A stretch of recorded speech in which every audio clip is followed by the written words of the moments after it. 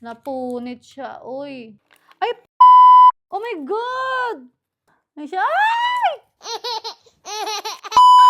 Hello, samahan niyo ko ngayong gabi. Tayo ay magbilang ng ating Valentine's gift. Alo. Ay, sus. Ayan siya.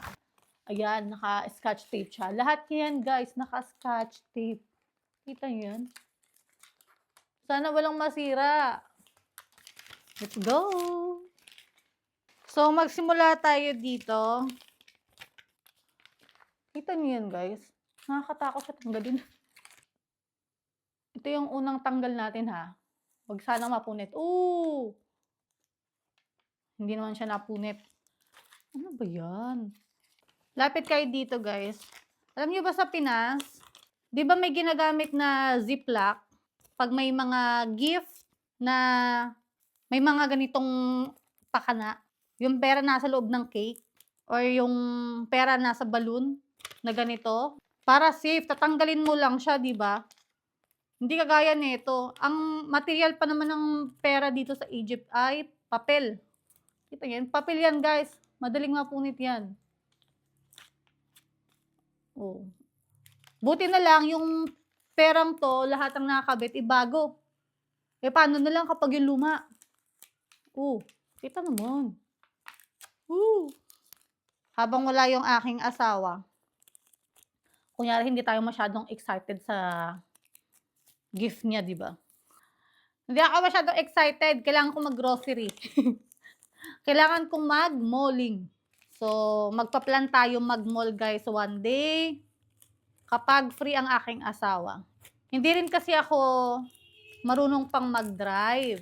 So, hindi ko kayang mag-public transportation dito. Ewan ko lang yung ibang mga kabayan nating nag-i-stay dito sa Egypt, how they are using the public transportation. Kulob na kulob pa naman ang public transportation dito sa Egypt. Mahirap din yung sitwasyon ng mga nagpa-public transportation, guys, kapag summer. Ang init. Ngayong winter, okay pa siya. Kasi makakahinga pa kayo. Diba, ang haba ng scotch tape nito. Halos kalahati ng pera.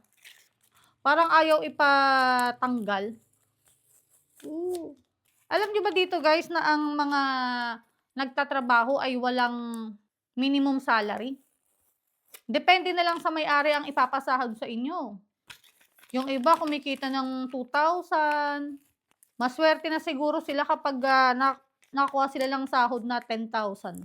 Mura lang naman ang mga bilihin dito sa Egypt.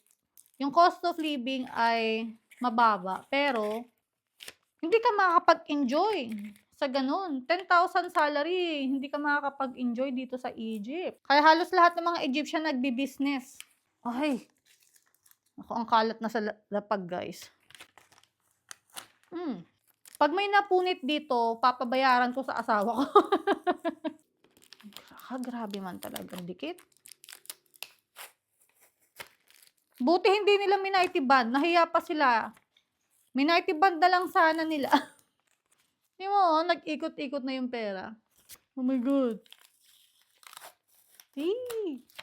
Ano kayang bibilhin natin sa mall pag tayo ay nakapag-malling? Ako kasi lang, guys, kapag nag-malling kami, gusto ko lang nagkakape, tapos iikot sa mall, ayun.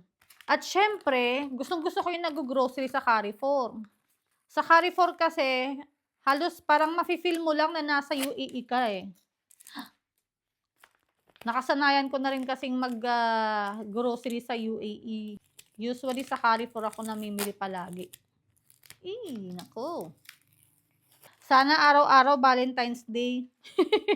Pero wag naman ganitong pahirapang magtanggal. I-ziplock nyo naman sa susunod. But in fairness, yung kanilang gift, nakakatuwa. Ang daming mga variety ng gift, chips, candies, etc. Ay, dito nga kayo, guys. Ako ay papagod. Kakatanggal. Ano, ang kalat nito. Higher currency nila dito sa Egypt is 200 Egyptian pound. Ayan ang highest currency nila. Sa atin sa Pinas ay 1,000. Kaya dito sa Egypt, ang pera nila hindi kasya sa wallet. Dahil ang 5,000 gini nila, 5,000 Egyptian pound, ganito na kakapal. Lalo pa kapag luma yung pera nila, ganito na siya. Makapal, guys. Lalo pa pag bills ang binigay sa'yo, ay! Hindi uso ang wallet sa Egypt. Uso dito ay plastic bag. Hindi ko pa nga pala natatry yung kanilang gift. Bibidyohan ko sila para sa inyo. Magkakaalaman tayo kung masarap ba yung mga chips nila. Bukas nga pala ay Ramadan na. Start na ng fasting. So, Eid Mubarak everyone. May pang iftar na tayo. Ano kaya magandang gawin ngayong Ramadan? Ano? Kasi usually yan, ang mga coffee shop, usually mag-o-open yan sila after ng iftar. So, puyatan. Puyatan na naman tayo dito sa Egypt. Para tayong zombie niyan. Ang tao gising sa gabi, tulog sa umaga. Ay, napunit siya! Ayun. Paano ba naman kasi? Ayun o, natanggal siya. Sabi ko na eh. Ano ba yan? Dahan-dahan na nga yun eh. Di okay lang naman yan. Okay lang. Ganyan lang siya. Huwag lang sanang mag-ano pa. Tuloy-tuloy. Napunit. Galaw ka ng galaw. Dito ka. Tumarang sa camera. Hindi na makita ang ating beauty. O, diba? Ulit ng aking lobo. Ko ay may lobo, lumipad sa langit. Hawakan ko na nga lang. Kita niyo naman to, meron na nga siya dito, oh. Ayan, di ba naka-scotch tape na siya. Tapos, pati ba naman sa side, naka-scotch tape din siya. Ay siya. Ay. Oh! Oo. Napunit siya, uy. Napunit. Ano, kita niyo, may scotch tape siya dito, oh. Parang ano. Yun, oh. May maliit na scotch tape, tanggalin ko. Ayan, oh. Kaya napunit siya. Buti hindi malakas yung pagkahila ko. Ayan, oh, napunit. Scotch tape na lang natin ulit. Itong nag-scotch tape nito. Magko-complain tayo doon. Nakakadalawang 200 na ako na napunit. Mas punit tong isa. Yung isa tanggalan lang ng some parts. Kasi tingnan nyo naman yan. Uy, grabe. Uy. Oh. Ayan, pagkatanggal niyan, meron pang scotch tape din. Egyptian. Nakakaloka sila. Tingnan mo naman ang daming scotch tape. Ang dumi na rin sa lapag. Uy. Kita niyo yung lapag. Ayan guys. Nagkalat na dito. Na-stress ako dito eh. Simula dito guys, ang daming scotch tape. Pero yung bandang huli na, medyo maluwag na yung pagka-scotch tape nila. Siguro na-realize nila na mahirap nga siyang tanggalin. Pero talagang hirap nitong nasa unahang pera. Parang yung scotch tape naka-hug, nakayakap dun sa isa't isa. Yan, oh.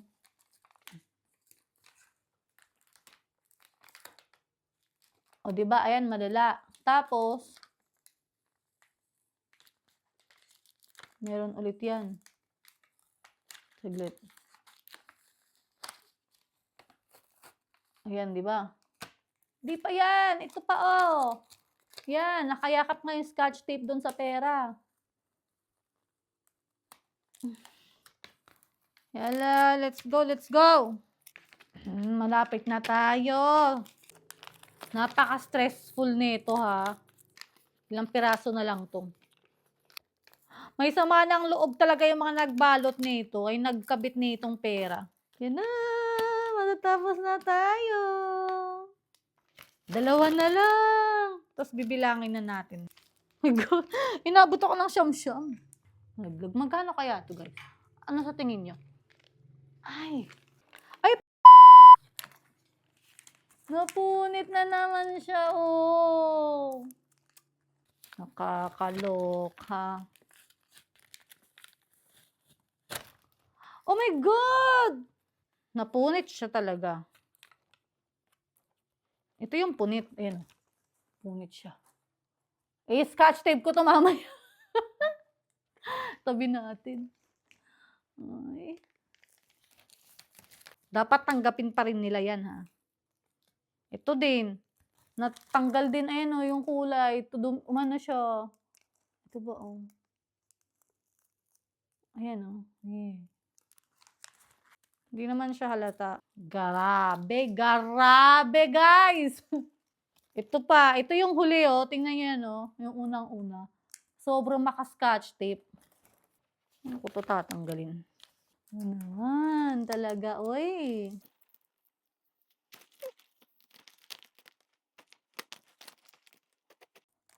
Ay, na naman siya, oh.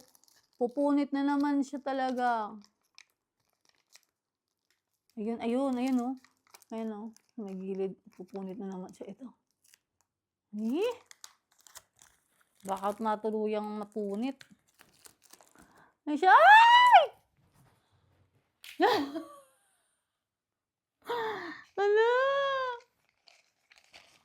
Lumipad siya sa taas! Hala, guys! Ayan na siya sa taas! Lumipad siya! Ano ba yan? Ayan, guys! Nasa taas siya. Paano ko siya kukuhain?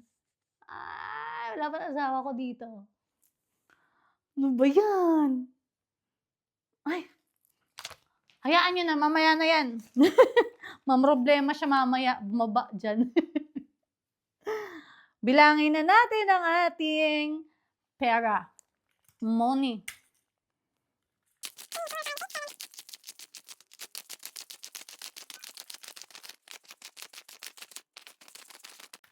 This is the number 50. So, 200 times 50, 10,000, guys. 10,000 Egyptian pound. So, guys, may pang-shopping na tayo. Yun na. May pang-shopping na tayo. Yun nga lang, nandoon sa taas yung ating balloon. Hindi ko alam kung paano yan kukuhain mamaya. Oh my God. Where is the money?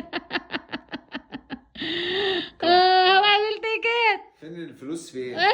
Where is the money? We will check how we will remove that. The money with me, no? Take it, take it! Ay, thank you.